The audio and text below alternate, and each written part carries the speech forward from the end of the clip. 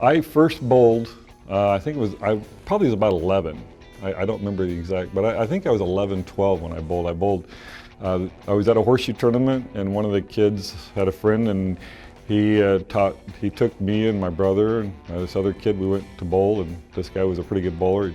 He kind of taught me the basics of bowling, a nice four-step delivery, and you know, my brother, who's a year younger than I am, Jeff, well, we were in this bowling league, and we loved it. The problem is you know, there were 7 kids in the family, and you know, the next year it just wasn't going to be right for us to do that and nobody else do something like that. So I really didn't bowl again until I was a senior in high school. They had it as a PE class. I'm like, I like bowling, so I started bowling again, and then the next summer, or that summer, I joined the men's league even though I wasn't 18 yet.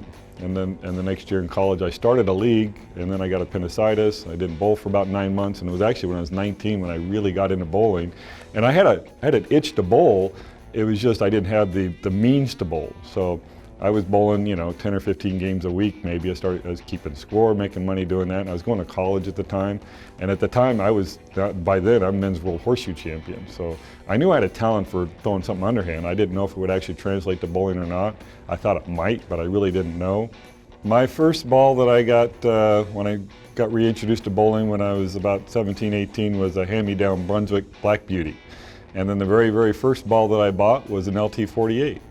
And I went to go bowl a regional tournament. I was a non-member at the time. I was 20 years old. And those are the 2 balls that I had. I went to the tournament, and they disallowed the Black Beauty because it was plugged, and that was illegal at the time. So I just had my LT48. I knew I had something, but I still had a long ways to go. So it was, you know, the next year I actually started bowling PBA tournaments, regionals, and the local PCB tournaments in Southern California.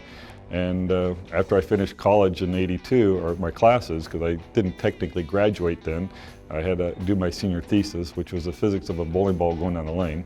But it took me a little while to write that, and I did it while I was actually on tour. And after I got that, then I finally got my degree. But I made a couple of finals, match play finals in 1982, and went out tour full time in 1983. So.